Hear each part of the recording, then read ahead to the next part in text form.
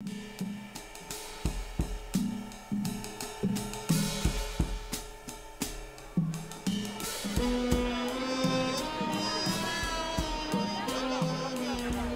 went to go make balloons in the Jewish part of Jerusalem, and all of a sudden a school bus full of Hasidic kids stopped right in front of me making a flower, and the bus driver said, "What are you doing?" I said, "Making a balloon flower," handed it to him through the window, and I couldn't believe it, but he invited us on the bus.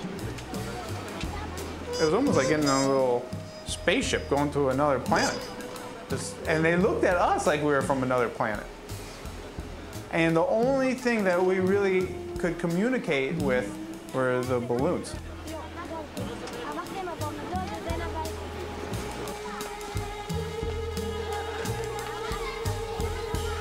The Hasidic community is, even to most Jews or most Israelis, a foreign community.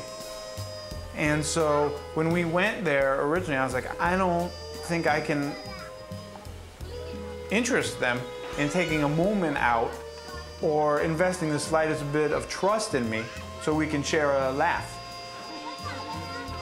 So as it turned out, it just happened to be that very day a holiday called Shavuot, which is the commemoration of the giving of the laws to Moses. And one of the ways they celebrate is making little paper hats for the kids.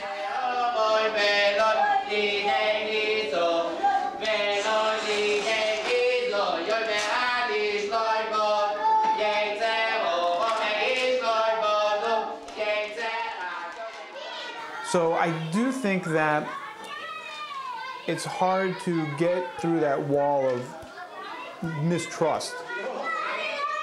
I think once you actually do get through the wall, you can realize, you can see the basic general humanity of people.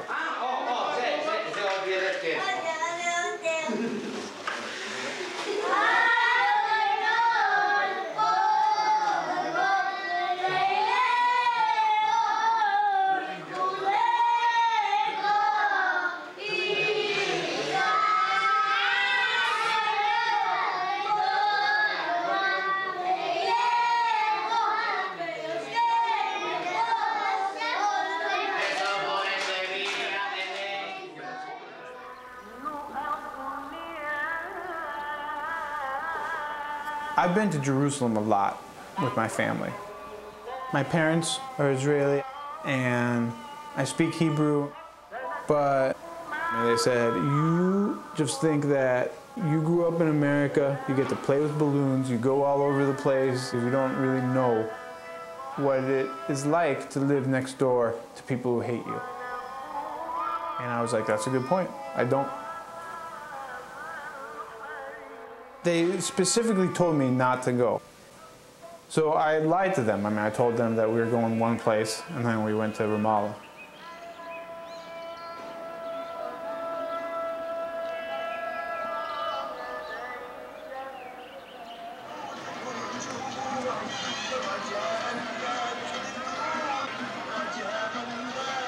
We were making balloons for these kids that we just met on this street. And then the parents who were upstairs saw what was going on and came down and checked it out. And they actually brought like some treats for us, like some candy and coffee. They didn't speak English and we didn't speak Arabic.